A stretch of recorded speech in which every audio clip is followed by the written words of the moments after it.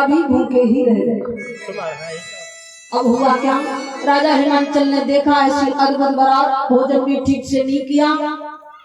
देवर्षि नारद से कहा, देवर्षि अब विवाह की थी, कुछ आगे बढ़ाई जाए। श्री देवर्षि नारद ने तुरंत राजा हिमांचल से कहा, अब अपनी पुत्री का कन्यादान करो। राजा हिमांचल ने ब्रह्म मुनि पावन बेला में अपनी बेटी का कन्यादान लिया, और जब बेटी का कन्यादान लिया उसके बाद में शामिल अपनी बेटी के चरण और भगवती पार्वती के चरण रानी मैना और राजा हिमांचल पखार गए हैं। जीवन धन्य हो गया। श्री सुखदेव जी भगवान के रहे राजन, उनके बाद में समस्त नगर के नर नारियों ने मिलकर के भगवान भोलेनाथ के चरण सबको चरण पखारने का सौभाग्य प्राप्त हुआ। इसके बाद में जब विवाह की कुछ रीति आगे बढ़ी तो भगवान भोलेनाथ की भामरे डाली। आज भगवती पार्वती जी की भामरे भगवान शिव जी के साथ में डाली जा रही है। वैदिक विधान के अनुसार वेद मंत्रों का उच्चारण करते हुए आचार्य जन भगवती पार्वती की भामरे शिव जी के साथ में डलवा रहे हैं। देविया गीत गाती हुई आज भगवती पार्वती की भामरे डाली जा रही है। कि मन भाव पिया के संग पढ़ने लगी हरे हरे, पढ़ने लगी बावरिया, पिया के संग पढ़ने लगी हरे हरे, पढ़ने लगी बावरिया, मन भावन पिया के संग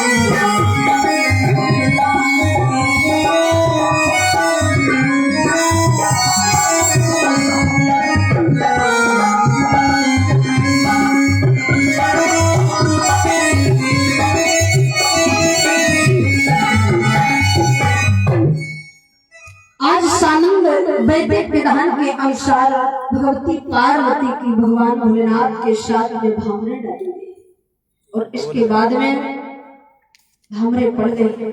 फिर विवाह की कुछ रीति आगे बढ़ेगी। माता पार्वती का कर कमल भगवान भोलेनाथ के हाथ में थमा दिया गया। अब विधान के अनुसार जब विवाह की रीति आगे बढ़ी फिर जीवनार जलाई गई। ये हिंदू धर्म की प्रथा है, दूल्हा को जीवनार जलाई जाती है। अब आई जीवनार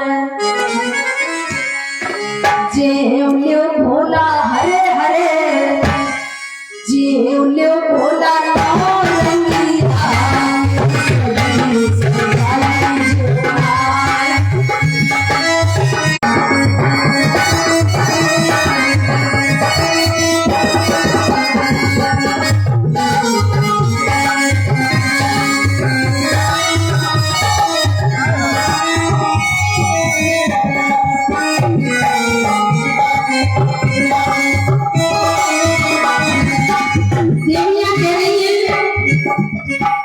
एक सखी भगवान शंकर से कहने लगी, दूल्हे राजा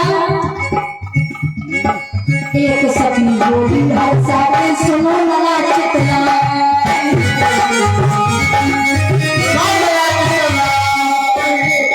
बोली हर साथे सुनो लला चितला,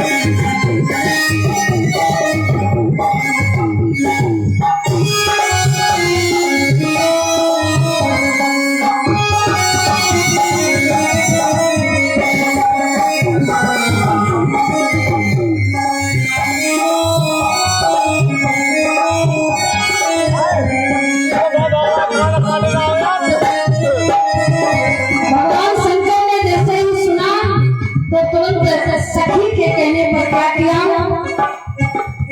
कि तब घोड़ा बना साथे गले बना होगा,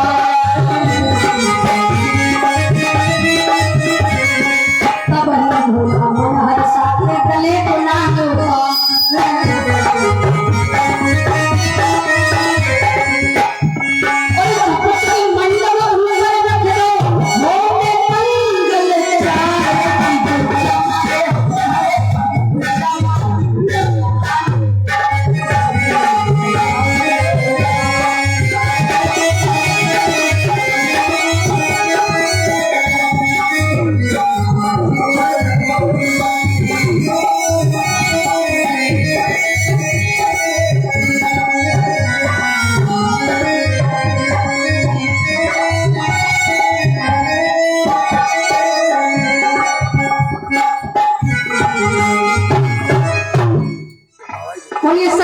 भगवान की। एक सखी बोली हर साथे सुनो लला चतराए, और गले में नाम फन फन भर लो, गुलचा ना मारे जाए, भय में डूबी हरे हरे, भय में डूबी शरणाई। तो भगवान शंकर ने क्या किया कि तब ही घोड़ा मन हर साथे गले को नाम उतार और झपट के मंडप के ऊपर रख दो, हो में मंगल चार, गुलचा मारे हरे हरे, गुलचा मारे मन माने। आज सानंद देवियों ने उन्हें जीवनार जुलाई और मन चाहे गुलचा लगाए भगवान नारायण भगवान शंकर। इसके बाद में हुआ क्या, आंगन से मेरे भोलेनाथ जब 4-5 से होते चले, अब काला नाग आंगन में भूल गए। एक देवी ने देख लिया, जोर से चिल्लाई, अरे लाला अपने नाम को तो लिए जाओ। भगवान शंकर तुरंत लौट पड़े। और लौट करके भोलेनाथ ने क्या किया, एक ही हाथ से उस सर्प को उठाया। उसने क्या किया, मंडप में गांठ लगा दी थी, गांठ।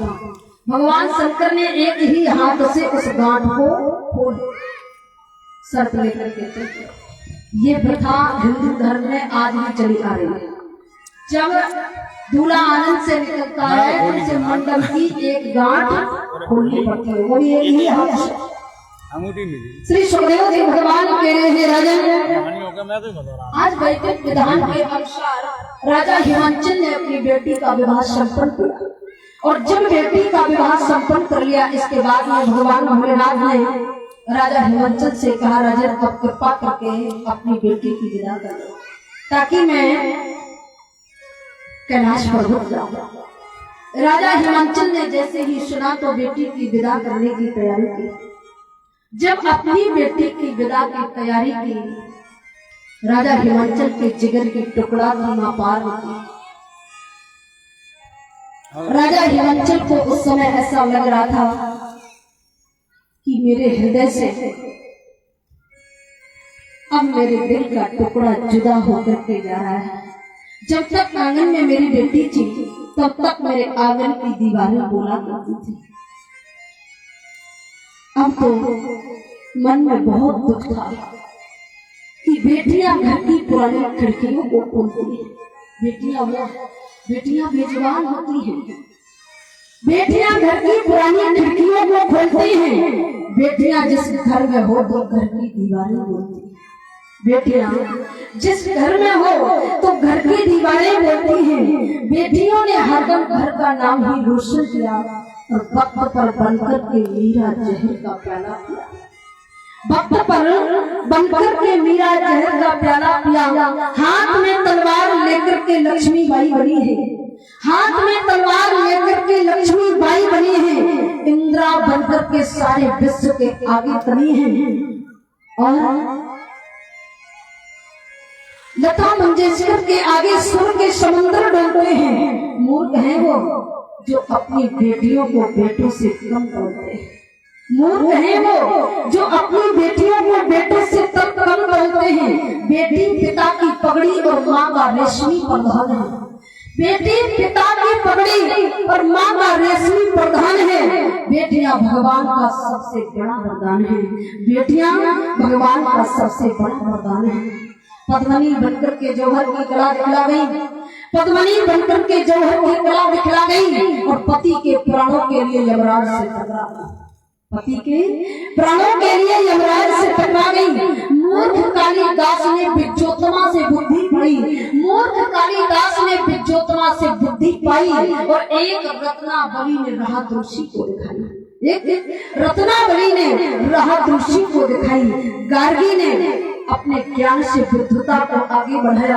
गार्गी ने अपने ज्ञान से बुद्धता को आगे बढ़ाया। सीता ने सारे जहां को पत्नी का धर्म सिखाया और राधा के बिना श्याम का किस्सा अधूरा है और भक्ति रस का प्रण देता सदा मीरा का मीरा है।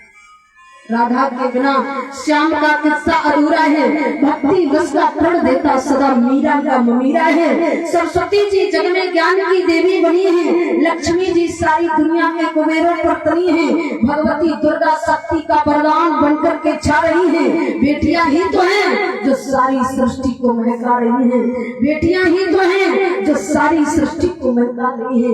बेटियां धरती की गौरव गुणों की खान है। बेटियां धरती की गौरव और गुणों की खान है।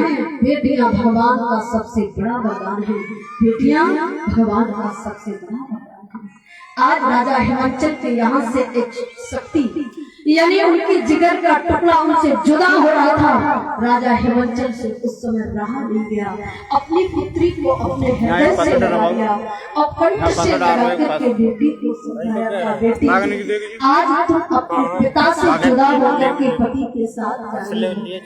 बेटी पिता के घर से जाने के बाद तुम पति के घर पहुंच जाओगे।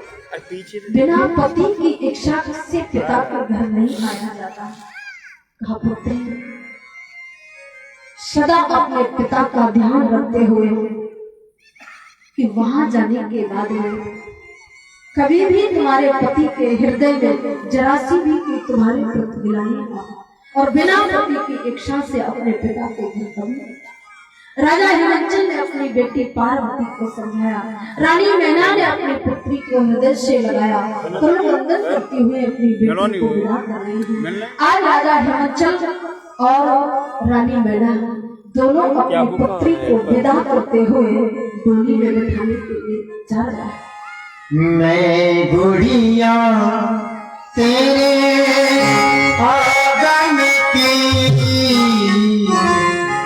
मैं गुड़िया तेरे आंगन